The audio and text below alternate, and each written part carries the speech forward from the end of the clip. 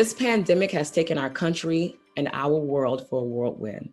Our country is being faced with challenges that we have never faced in present day history. So, as we are approaching the fall, typically we are preparing for back to school shopping and or school supplies. However, this year is a bit different. Many school districts are giving parents a choice of students learning online virtually while others are not. And this leads us into our topic of schools during COVID.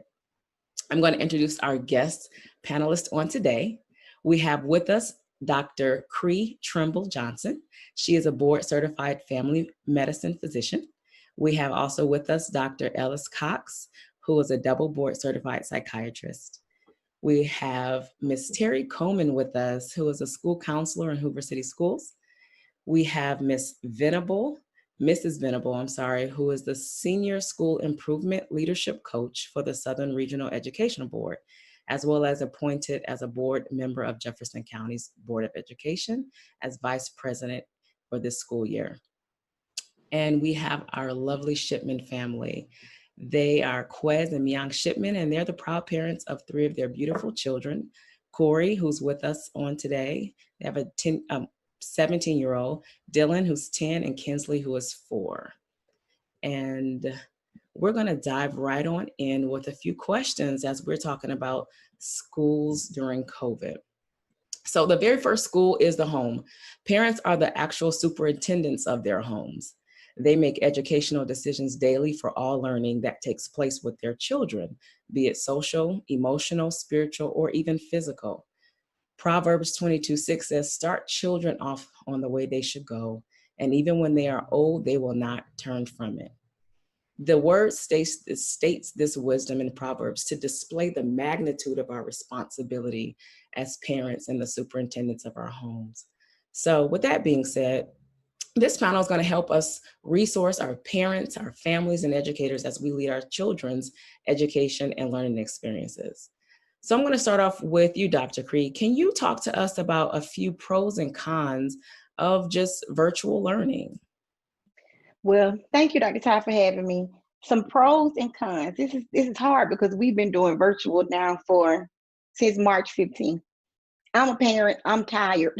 So one con is that as parents, yes, even though education starts at home, we're absolutely tired. And a lot of us don't have educational backgrounds. So a pro is we're getting to spend a lot of time with our kids. We're getting to learn more and more about them and their development and how they grow. But the con is it's tiring. And a lot of parents have to work. You have to try and balance. Well, everybody doesn't, own a business where they can bring their kids with them, or they're not flexible to necessarily work from home. So now we have another added level of stress of having to deal with the kid during your stress-free time. Work was my oasis. Now I have a little person that's like, Mommy, I'll put them in room 2. Like, no, I don't need you to put them in room 2. Or the weight says 3, 6, 7. Don't tell the people weight. So we're trying to be creative, and really it's very interesting in that I just challenge parents to be flexible, to be open, and to look at other ways to if you're like, oh my goodness, I can't do this, reach out to some teachers to see if they are able to help with tutoring.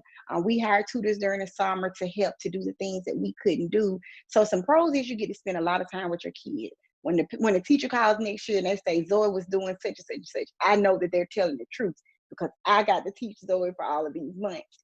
But also, we have to deal with socialization. That is a hard thing. My kid is our only child. I don't want to play all the time, so it's like we have to deal with socializing. Then we have to social distance.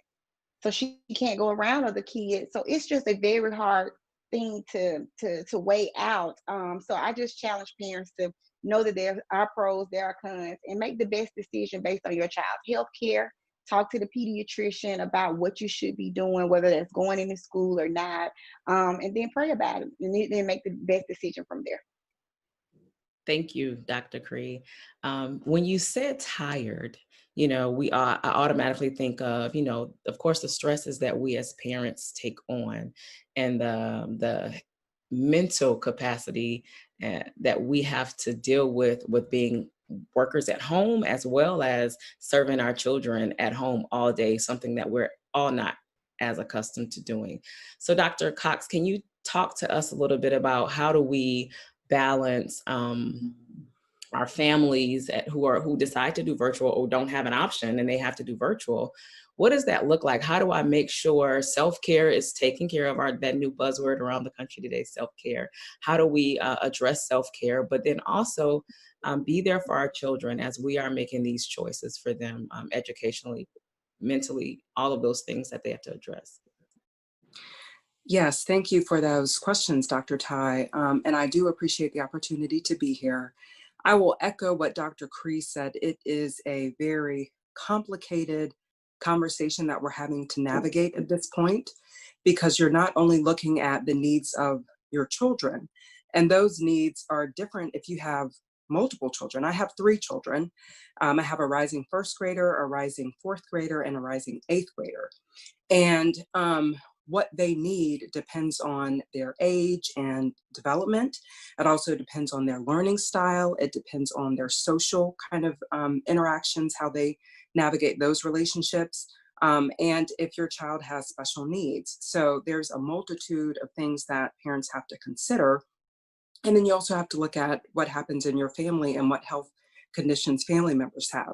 So with all that being said, again, as Dr. Cree said, it is exhausting trying to figure out, okay, what makes sense, not just for yourself as a parent and your emotional and mental health and physical health, but also what your kids need emotionally and physically. So I think it's important that, number one, we remember we are still in crisis. And so that means that our emotions likely run the gamut. So I know for me specifically, at times I'm like, okay, we got this, we're gonna do it, we're gonna work this thing out, and it's great. And then I'm like, oh, what am I gonna do? What about virtual? No, what about online? What about going to regular school? Like, what do we need to do? And you get that kind of flurry of panic, and I think it can ebb and flow.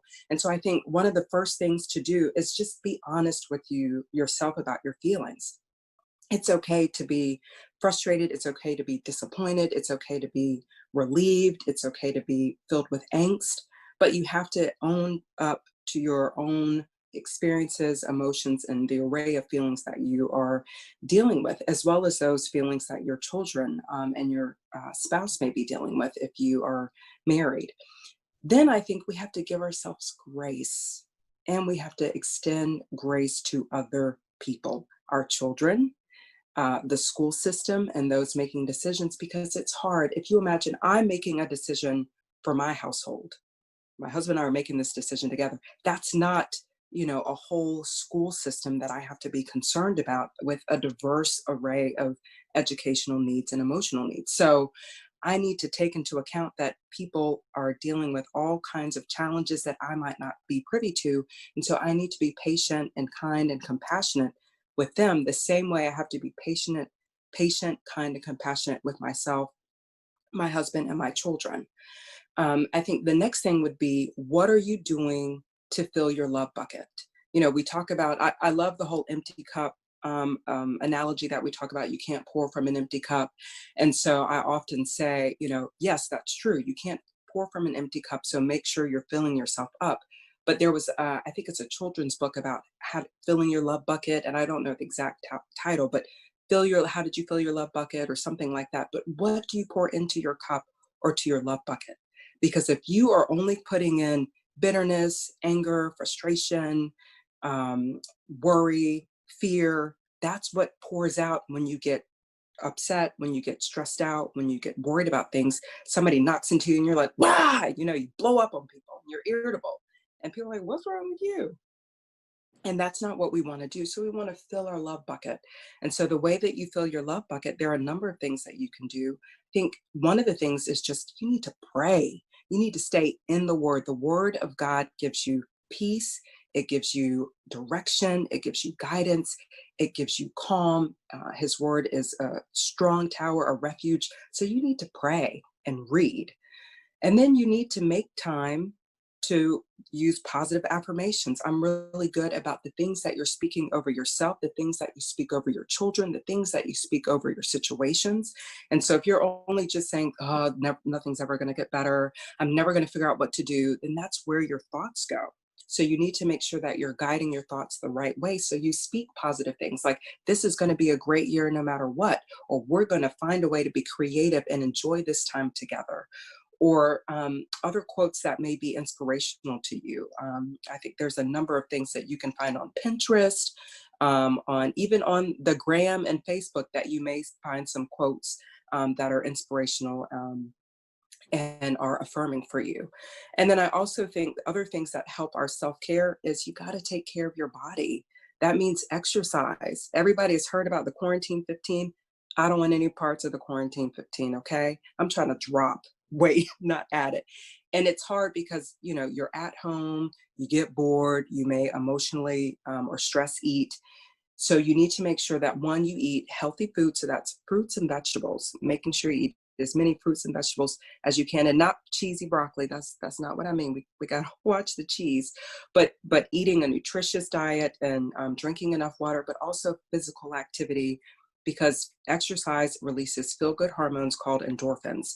And so that can help relieve depression, anxiety, and worry. So those are things that we can do that are part of self-care, as you said, Dr. Ty, and that will fill our love bucket. Awesome. Thank you. We have a lot to take on with what Dr. Alicia just shared. And I'm going to go to the Shipmans. Tell me how you came to your decisions, or you don't have to necessarily share the decisions that you made for your family, but what kind of conversations were had? You have 3 children from 3 varying ranges, age ranges, and they, just like Dr. Alicia just said, they all need different things. So how did you come up with the decisions that you made as a family for your children? Awesome. Well, first of all, thanks, Dr. Ty, for allowing us to be on your panel. I think for all of our kids, as you stated earlier, we have 3 kids of various age ranges, and we approach them individually and very uniquely. So Corey here, who's our oldest, who is a rising senior, I think initially, off the bat, we pretty much decided that she would go back to school, just because some of the things that we factored in were responsibility, her level of maturity. So those were the things that we took into account. With Dylan, who was 10, again, it kind of ranged. Initially, we were thinking he would go back, just because we knew it would be difficult for us to work from home and then also help with his studies here. So that's the biggest challenge for us, is just trying to make sure that, number one, he's safe. That's our ultimate priority, is making sure that he's healthy and safe. We're all safe. But knowing that the social pressures of school vary, and his level of maturity is going to vary, and his level of responsibility is going to vary, we felt it would be best for him to start off virtually. And then also Kinsley, who's 4, we decided that she would not go back to daycare until the number started to decrease. We're just going to have to amp the playtime here, and just, we're just going to, our whole structure is going to be a little bit different, making sure that after we're done working, that we're all filling in to her needs as well.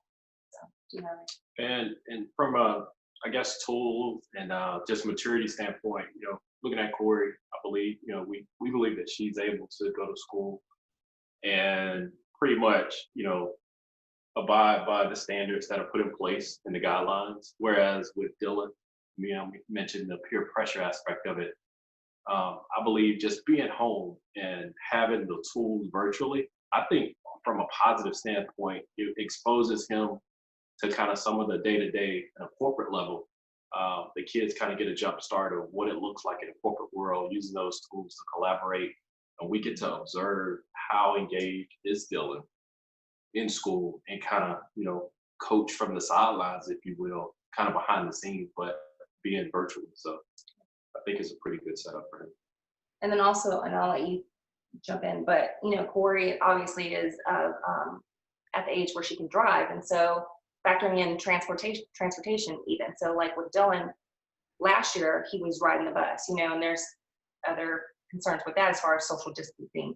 And so she has all of her supplies as far as like, Clorox wipes. We've gone through the a very detailed, okay, this is what you do. You know, obviously you got to be 6 feet apart from your peers, but then you also have to sanitize, hand sanitizer, you know, protocol for when she returns home. You know, we have signs up on our door even that says shoes off, wash your hands. That's as soon as you get in the house, that's what you do. So I'll let you speak to some of that. Like, how do you feel about returning back to school? And Returning back to school, I mean, it's my senior year. I want to see my friends, but most of my friends aren't coming back, so it's going to feel differently. And I feel like when I have school, I'll have the pressure of keeping my grades up and making sure I'm doing what I'm supposed to do. And my last semester, it was online, so I feel like it would be better going back to school because I'll have a teacher who gives me responsibilities to actually do my work instead of being on a screen. You know? But I'm excited to go back to school. I'll have my mask on, and I know what to do because my parents have taught me the right ways. You guys are great. Thank you.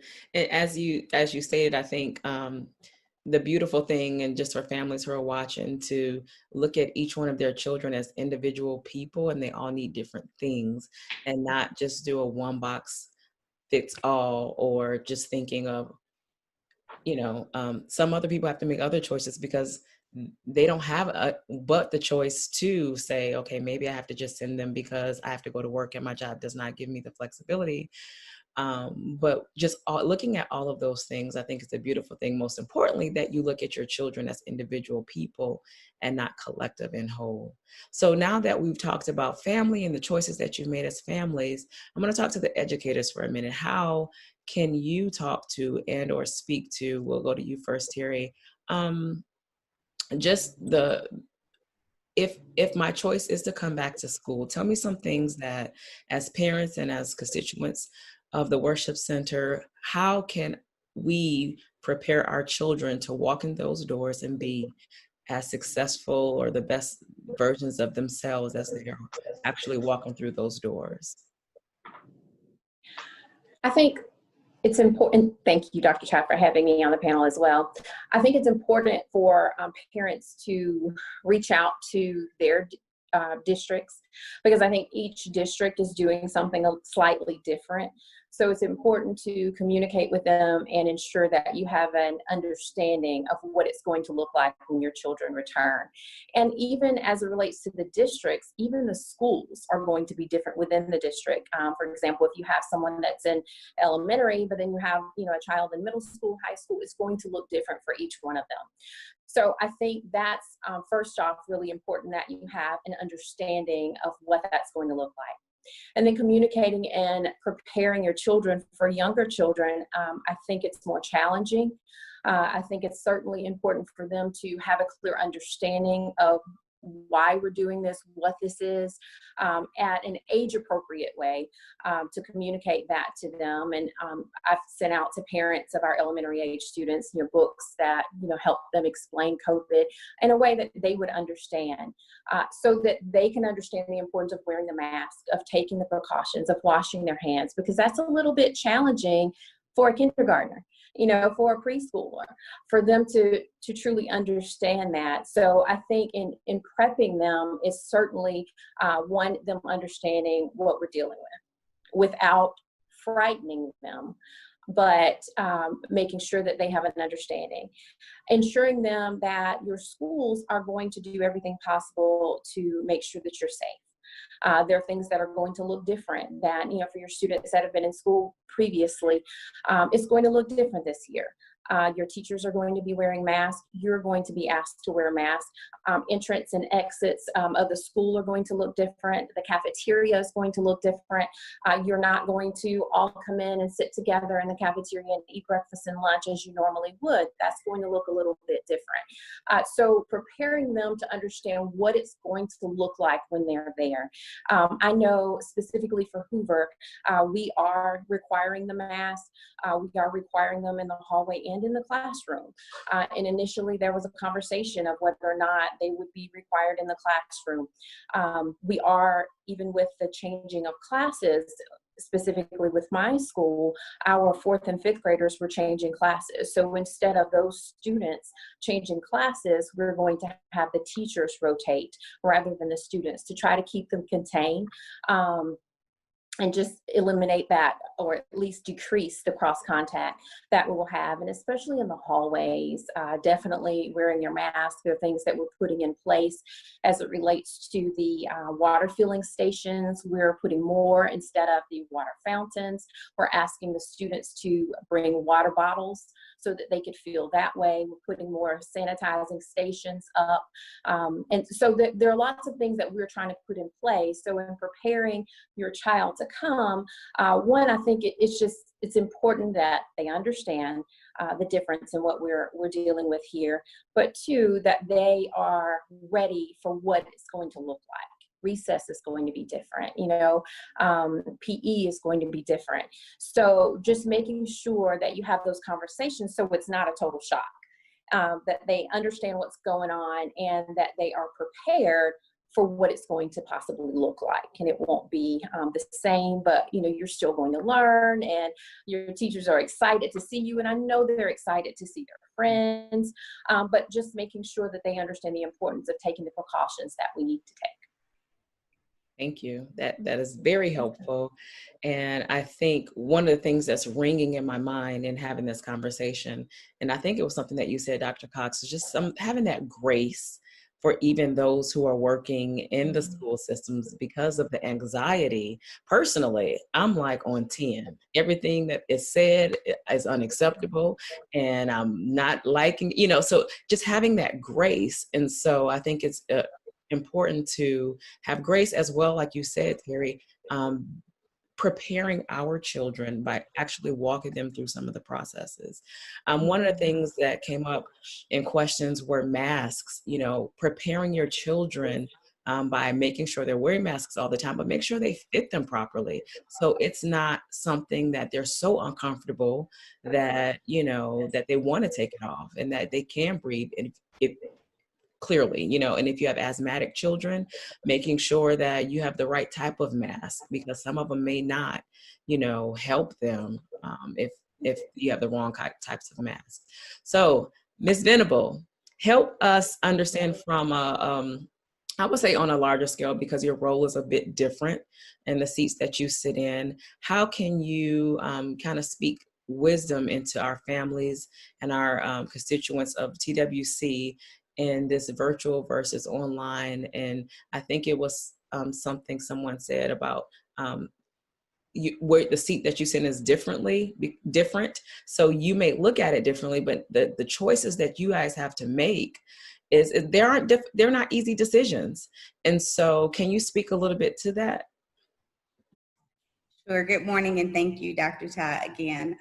First of all, I want to say we have to keep in mind, based upon what you all have shared, is that change is inevitable. And so anytime I have the opportunity to speak to anyone, I always want to talk about change. So we always talk about change, but now we are experiencing change. And so with the experience of change, just like Dr. Alicia says, there comes a lot of emotion.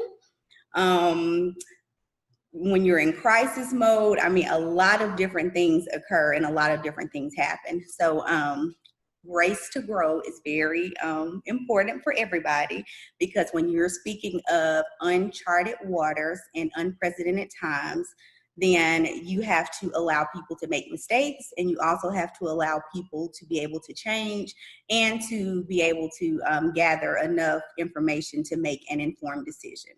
So that's what I encourage everyone to do. There are so many different models that are going on within the state of Alabama, because our state superintendent, gave each local school district the opportunity to choose, what the models would look like in offering, face-to-face and some type of blended instruction. Just like Mrs. Coleman talked about earlier, it's very important for you to make sure that you tap into the resources that your actual school district is going to offer. So I'm an educator, just period. In my life, I've had a lot of different roles in education. And so now being on the other side of it and serving as a board member, which is just a part of the governing body, when recommendations are brought to us from our school superintendent, then it's up to us to say, hey, yes, we think this is a great idea, we want to move forward, or, no, we don't agree with it. So I can speak just from a lot of different school districts that I work with what I do on a day-to-day basis, is that a lot of districts are in the process, those who have not made decisions yet, who have later dates. For example, Jefferson County, the start date is not until August the 25th. So therefore, we've had a timeline so that we can, first of all, make sure that information is given. We have not given the parent commitment form yet because parents need to know the difference in what we're offering. We're offering face-to-face, we're offering traditional, which is face-to-face, we're offering a blended model.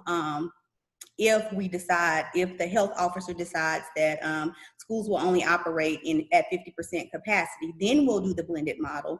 And then we also are offering parents the opportunity to do virtual or remote learning. So looking at all of those different options that are out there, right now what we're doing is we're informing the community through virtual town hall meetings. On July 27th, we will be pushing out a survey, so that we can get stakeholder feedback, those types of things in order to make informed decisions. Not only that, but making sure that we're staying in contact with not only the state health officer, but as well as Jefferson County's health officer, because our numbers in this area look completely different than the numbers in another area. So it's very important to make sure that all stakeholders are involved when making those types of decisions for parents.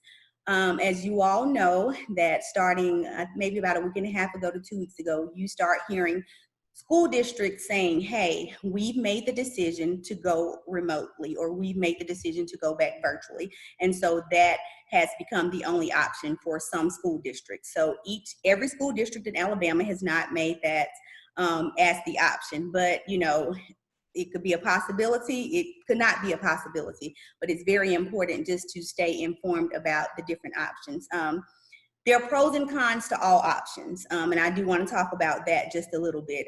As some of you all have talked about with face-to-face, we know that nothing can replace a classroom teacher. Okay, I was once a classroom teacher, and I know how important it is to have that one-on-one FaceTime instruction with my students in order to get across. It's different, even in, looking at you all on the screen is different than, sitting down right next to you having a conversation.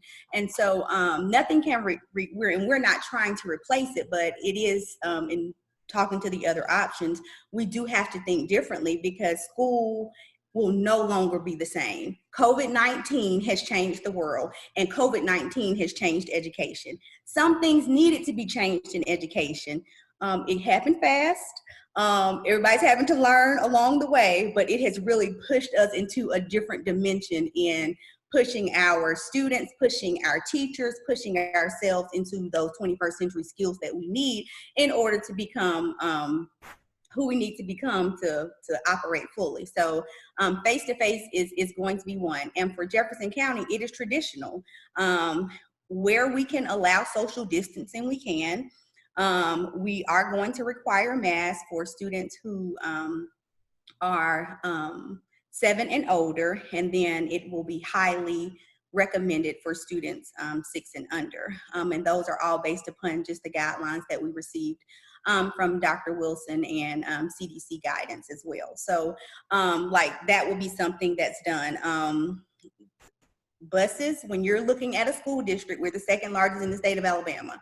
We have 57 schools, we have 36,000 students, and we have 4,500 employees. When you're looking at all of that, it's kind of hard to make a decision to say, hey, we're going to do right now the 50% blended model when the majority of your students ride buses, and you can go as far as Corner, or you can come all the way over to McAdory. So those are all things that are considered when you're looking at that. The other piece is the remote learning part. So I will tell you all, as parents and educators and everybody else, we have to think about what if March 13 happens again, because we go to school face to face, children, adults, teachers, whomever, there's another massive outbreak in the schools, and guess what? We're going to shut down. We have no choice. So as parents, I really want to tell you, think about that. What is that going to look like for you as a working parents? I have a girlfriend. She and her husband are both essential employees because they're doctors. They live in South Carolina. Their parents live here. So that is something that they're thinking about the whole time, because they're like, what am I going to do with my children? Because they have 2 children that they actually have to do something with. And so just helping them to plan and to prepare, because there's a possibility that that can happen. If that happens, remote learning is what everybody will go to. So what is remote learning? Remote learning is where the actual school or school district will use some type of a platform to where your teachers will be teaching your students, but they could use different ways to teach your students. So it could be via Zoom. It could be something that they're using called Schoology. It could be something with Microsoft Teams. There are a lot of iReady, iExcel. There are a lot of different programs that are out there, but they just won't be programs assigned to kids. So what you saw happen on March 13th will not happen if you sign up for what you want for, if you say you want to do remote or virtual learning starting this year. So that's something that I wanted to make sure that I express to people, because think about it. March 13th, everything, hey, we're not going back. That was that Friday. I remember, because I was actually in a workshop in Florida or something, and I was like, oh my goodness, what's going on? So it was just a complete shutdown. And so based upon the shutdown, and based upon, what's going to happen, do not think about this is how it is going to be in the fall because of what happened in the spring. Okay, the spring was an emergency. Nobody was prepared for the spring. So this is a different scenario this year versus what happened in the spring. And then for virtual, you also, once again, I'm only speaking about what is being offered for Jefferson County, but you have to see if your school district is talking about a virtual school or virtual learning. Because if it's a virtual school, that means you're signing up in order, it's like a whole nother school, if you will, but your actual teachers will not be the instructors for the virtual school necessarily, because it could be done by an outside vendor, like someone like Edmentum or K-12 Online, or, another type of company or something that's, out there as a virtual school. So make sure that you have, just like Ms. Coleman just said, that you utilize the resources from your districts and your school's website. There are resources out there for social emotional learning. There are resources out there for kids who may need meals, because we have to think about all students, those who have and those who may not. And so in doing so, if we go remote, then what is that going to look like? School districts are planning to still feed your kids. So just because if something happens does not mean that your kids will not be fed. So how that looks may be differently. It may be a certain location. It may be a bus stop. So all these things are being taken into consideration as it relates to the health, safety, and wellness of all of the students. So Dr. Ty, I hope that I answered your questions, but that's just— Absolutely. No, you guys have all been such a blessing. I'm sure given a small peek into the lives of many who are experiencing this each day and trying to figure out what to do, or, how do I make these choices, or, just knowing what resources are out there and knowing that there's a difference between virtual learning and virtual school, I think is a blessing. I'm going to ask a few more questions and then we'll close it. But can anybody, you can just chime in, talk about other activities outside of school that schools play a big part of. We're talking about sports, extracurricular activity that helps the social growth of our children. How do we address that in this environment, because we are in a pandemic. I think when you go out sometimes, you're like, what are they doing? Like, we are in a pandemic and everybody's hanging out and, like nothing's going on. But similarly with sports and, with different programming. So can someone speak to other activities outside of school from your social extracurricular activities or sports, how we can address that? So I think we could probably jump in and address that. All of our kids, well, Dylan and Corey both play sports. So Corey plays volleyball and Dylan plays both baseball and basketball, to name a few. So this has been a big change for all of us. I think right now, actually, I wanted to kind of touch on perspective. When the pandemic first happened and everything kind of shut down, our perspective was for us somewhat a bit of relief, because we would be jumping from state to state or for different sports. And it was a really stressful time. It would have been stressful. So now that we are several months in and sports are starting to kind of kick back up, again, it's the same thing with regards to responsibility and level of maturity, and then also kind of taking into account what each program, what their safety and guidelines are, and that they have in place. So with Corey, their practices are with our masks, kind of the same thing that Ms. Coleman talked about, as far as like regulations with water bottles and breaks in between with washing hands and things like that. And so it's the same thing with regards to school. We kind of took into account what their level of maturity and what social pressures are. So with Dylan, we know that he would be more tempted to run up and like high five his friends and things like that. And so with him, we are backing back with regards to some of the sports. We've been invited to some baseball tournaments, and we've kind of said, you know what, it's still not the time. But we are taking those things into consideration here at home, and we're trying to do more playtime outside, throwing balls back and forth. So I think that's and just even consider private sessions on just sports, just depending on the sport. And like you said, just working and allowing a set time for Dylan and Corey and all of our kids to just get outside and do something. Just be active, and just really taking time to focus in on skill. So that's been some of the talk around the house and some of the things we've been considering. So, and then also social aspect. They're obviously missing that social aspect with their friends, but trying to find other outlets, whether it be through, church, Corey doing the Swerve thing and doing things online with other peers. So it looks different, but she is getting that social aspect. It might not be as physical as volleyball or whatever else, but making sure that we are touching on some of those social aspects. Awesome. I think that's really, I'm sorry. Oh, sorry, go ahead. I just wanted to add that I think that the social aspect is very important for them. I know I've spoken with parents just about allowing them to connect, whether that's Zoom or House Party or Google Meet, allowing them to be able to be social with one another.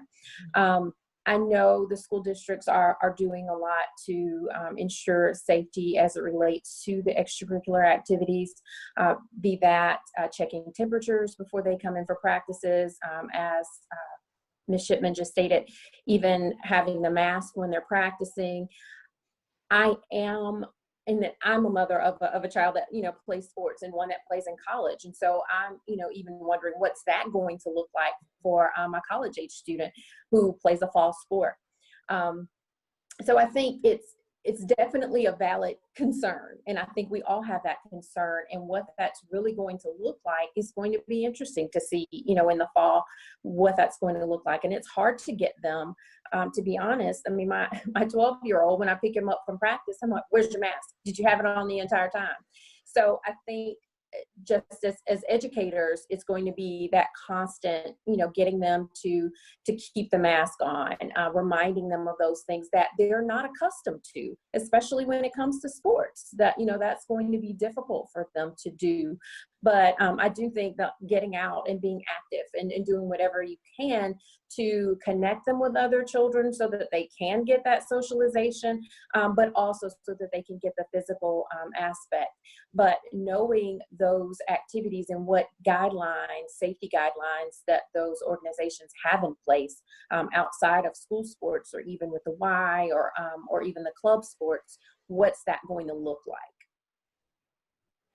Gotcha. I challenge everyone to make sure to realize who's at the house before you start doing extracurriculars. Do you live with your elderly grandmother?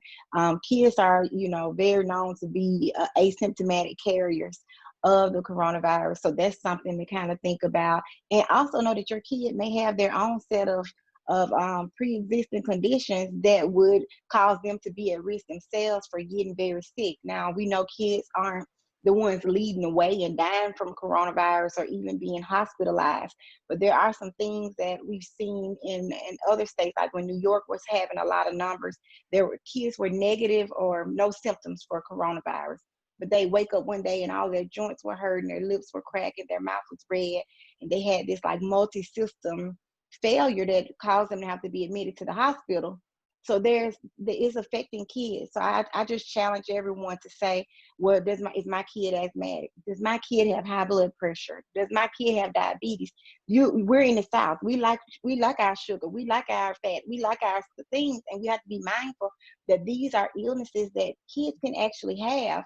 Oftentimes, teenage kids I don't go to the doctor as much as your little bitty kids. Moms, remember, 2 months, 4 months, 6 months, you're having to take your kid. And then that kind of falls away. You usually only take them for if they have to get a sports physical. So I challenge parents to take their kids just to get a physical with their pediatrician, to get some baseline numbers, to make sure that you're not oblivious to a risk factor that your child may be carrying that could actually make your child very sick, or in turn bring it home to your family. If you have high blood pressure yourself, if you have diabetes yourself, whether that's controlled and you're taking your medicine or it's uncontrolled, you're still at risk. So be mindful that you may have to be one of those parents to make the hard decision to say, my kid can't come. We had to pull our daughter out of gymnastics because she's at risk. And so that was very, very, very hard, but she is wiser than her age. And she was like, but I don't want to be sick. We'll figure something else out to do. So just be mindful that there are those things to consider, but socialization is huge, but we want to live to be able to party. At what cost, right? And so one of the things that you both talked about was just going to your pediatricians, knowing what's going on, knowing that healthy living, healthy eating helps, and I think this is, as the superintendents of your home, this may be a perfect time to kind of help them make better choices for food, right? This is a perfect time to kind of help them stay active, like the Shipmans talked about. But I think as we've talked about a lot of different things today, I think one of the things that we have to be reminded of, every family is different. Every choice for your family will be different. And we cannot, as I think Ms. Myung, you talked about social pressures of children, we don't even as adults want to create social pressures for ourselves and feel like we have to make a choice because they're making a choice. You gotta make the best choice for your family. And it may be different, and it may not look like mine, may not look like yours, and that's okay. And I think we need to understand that and walk in that and do the best choices for your family. Any last words? I'll go around and just talk, give you guys one last word. Any last words that you would like to share with the group as we're helping our families with these choices and the decisions that they make? We'll start with you, Dr. Cox, and then I'll just call your name and then we'll kind of go around. Yes, thank you. I think I'll just add just what you said, is that no matter the choice that's being made, we're all making the best choice for our family. And I think sometimes it's easy to see what somebody else is doing, and you're looking at it through your lens of what you need and what your concerns are.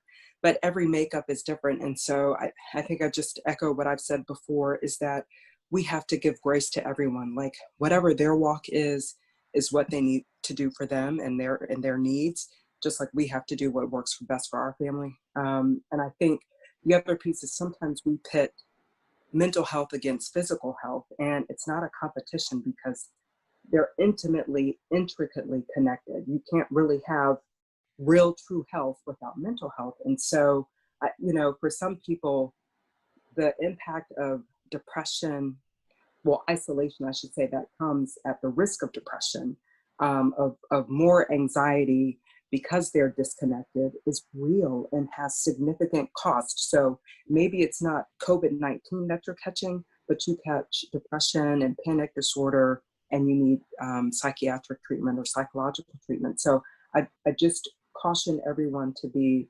thoughtful, considerate, compassionate, and kind, and just continue to kind of view from that perspective of, we're doing what's best for us, and I recognize that you are doing what's best for you, and just try and be our best at being compassionate. Mrs. Venable? Thank you. Mm-hmm. Thank you. I agree completely. As you were talking about each person making his or her own decision, I think that's something that's very important, because if not, you will find yourself in political debates. You will find yourself arguing with people. You will find yourself trying to make your point known, and their point. You don't know this, you don't know that. So I think it's very important, for everyone to listen, be respectful, and move on, and to do what's best for your family, and to not be offended if someone says, because of the times that we're in, I don't know right now. And for those who have to make decisions like me, if I have to say, I can't answer that this time, and I'll have to get back to you once more information has been given, giving people grace to be able to make the best decision, because what you don't want is someone to make a hasty decision, or someone to just give you what you want to hear. You want someone to be thoughtful.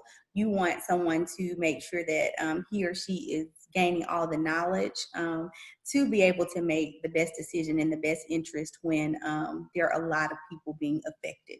So grace to grow is very important. Change is inevitable, and I just know that we're all going to get through this, and we're going to be better afterwards. Amen.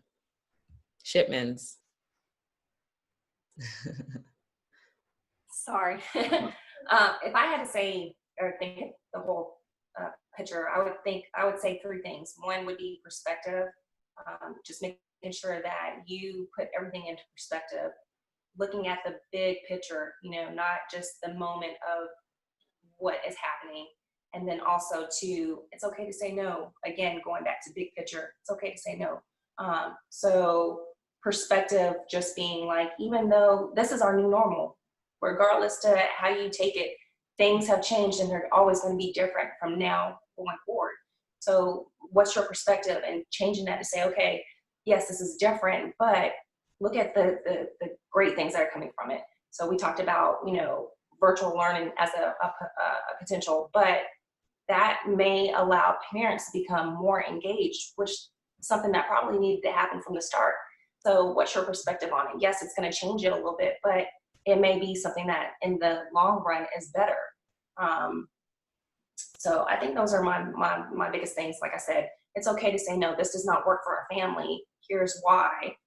Because right now, yes, she wants to go hang with her friends. Yes, Dylan, he wants to go back to school, surprisingly. He wants to go back to school, but, that bigger picture is that it might not be the healthiest option for all of us as a unit, as a family.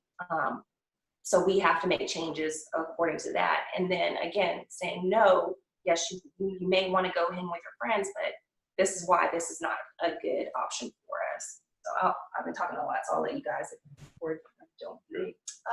I think what you were saying is that this is a really good time to check on your family and make sure they're doing okay. And like, we've been so busy, I feel like this has a purpose, that God's telling us that we've been so busy, you don't see, like, how's your mom doing? How's your dad doing? Like, check on your siblings and make sure they're doing okay during this time. So I feel like this is a good time to check in with your friends and family. And for me, is embrace the change. This is something that is different. It's going to look different, and give yourself some grace to know that even if we feel like we made the wrong decision, it's okay. and just continue to seek God and ask God, what is it that you want us to learn in this process, or what you are pointing us to do in this process, and just really embrace this change and take advantage of the time that we get to just reflect, because, you know, at the end of the day, we're blessed, and we're, you know, we're in this, and we're navigating pretty much the same as everybody else. So Absolutely. Thank you. Terry? I pretty much want to echo what, you know, everyone has said. Definitely making the best decision for your family, and not worrying about, you know, what's going on outside of that, but also echoing what Dr. Cox said about, and I think Ms. Venable said it as well, the grace, having grace for others as well. And as it relates to your school officials, having grace for them. There are going to be lots of questions that you have, even now as we are fastly approaching, but there are questions that they don't have answers to. We don't have answers to. I know I've received tons of emails that I'm reading through them, and I'm like, I don't know, you know, as I go through each one of them. And I know the expectation is, you know, we should know, you know, at this point, but I think this is new, this is change. We are all learning through this process, and there are things that someone may bring up that we're like, oh man, yeah, I didn't think about that. That's a good point. We need to look into that. Oh, we need to consider that. So just having the grace of understanding that it's going to be a learning process for us all. We've never experienced this before. Understanding that, but also staying in tune with your child and what's going on with them. Yes, this has been a wonderful opportunity for families to reconnect, to sit down from the busy lives that we have. But then there's also the children where this has not been the best time for them. And it hasn't been that we have sat down and we have, you know, reconnected and it's been great. There are some where it hasn't been. So we want to make sure that we are paying attention to that and paying attention to what that looks like. And just the social and emotional development of our children and how they are dealing with this. There are some children that are just totally social and need that interaction, and they may not be connected with, you know, with their parents. And so we want to make sure that we are paying attention to that. And there are lots of resources, and I think Ms. Venable mentioned it. I believe each of the school districts have social and emotional resources available online, ways that you can help your child in dealing with that. And if it comes to the point where you need to schedule an appointment with your pediatrician, psychologist, counselor, then certainly just staying in tune with that and making sure that we're meeting the needs of our children and not overlooking those things because we're all stressed out at this moment. Good stuff. Dr. Cree? I want to leave you guys with some practical things that we can be doing at home. If you have little kids, like Jefferson County is only requiring 7 and up to wear the mask, but we want to encourage our little babies to wear them as well. Have them to practice putting the mask on, watch them put the mask on, sit around the house and say, all right, it's mask time. Let's try the mask out. Let's watch it, so that you can be encouraged, because I can't imagine the stress that the parent or the worry that the parent is going to have. By the end of the day, did the child do what they were supposed to do? Did they remember to put the mask on right? So watch them do it, and then watch them wash their hands. Have them to sing the happy birthday song. They should be washing their hands for 20 seconds. And look up, you know, YouTube videos and say, hey, this is how we should be washing our hands. So that way that can kind of help with your stress, kind of give you a little bit of peace of mind. And lastly, I just wanted to remind you guys what the symptoms of COVID-19, just so that we remember if they can be fever. A fever is greater than 100.4, not putting your hand up to the head saying you feel warm. We need a documented fever. It can be plus or minus fever. It can be body aches. It can be loss of the sense of smell. I found that that's been so very common with the younger people. They're losing their sense of smell. They're losing their sense of taste and nothing else. They don't have a fever. They don't feel bad. They just can't taste. So some of these things you need to be asking your kids. I mean, almost every day, do you feel okay? You know, can you smell this? You know, anytime my family's like, they didn't smell it, I'm like, are you okay? They're like, no, my nose is just stopped up. I have allergies or whatever, you know, so I'm on 10 all the time about the symptoms. Watery diarrhea, that's just like you turn the faucet on. Coughing, a new cough. This is Alabama. We have allergies during this time of the year. If this is your time of the year to cough and your asthma is your asthma, then that's your normal. But if it's different, you know, now you're having shortness of breath and you can't exercise as much as the shipments do, or, you know, that kind of thing. You like, oh my gosh, I can't do my mouth. I can't lift my weights. These are all red flags. Ask yourself, ask your mate, you know, ask your family, have a little checklist at the end of the day, so that we can know that if it's happening, they won't be afraid to come to you. In our community, people are afraid to say that they have this virus for being a fear of being ostracized, a fear of being, you know, they can't work for 2 weeks. Kids don't want to miss school for 2 weeks. So be mindful of the symptoms. Keep them on the front of your mind. If anything goes wrong, call the doctor and ask. Everybody's on alert. Watch them wash their hands. Watch them wear their masks so that you can have peace of mind and you can, you know, be sure that your kids are doing what they need to do even in your absence. And thanks for having me. Thank you. Well, I just want to thank everyone on today as we have been talking about schools during COVID, as well as we are basically the superintendents of our homes, as we are training up our children as they should go, talking to those who have knowledge and resources to share with us so we can be the best version of ourselves. So I would like to thank you, and I pray you learn something and that you feel better equipped as you are preparing to either send your children to school in person or virtually. Thank you.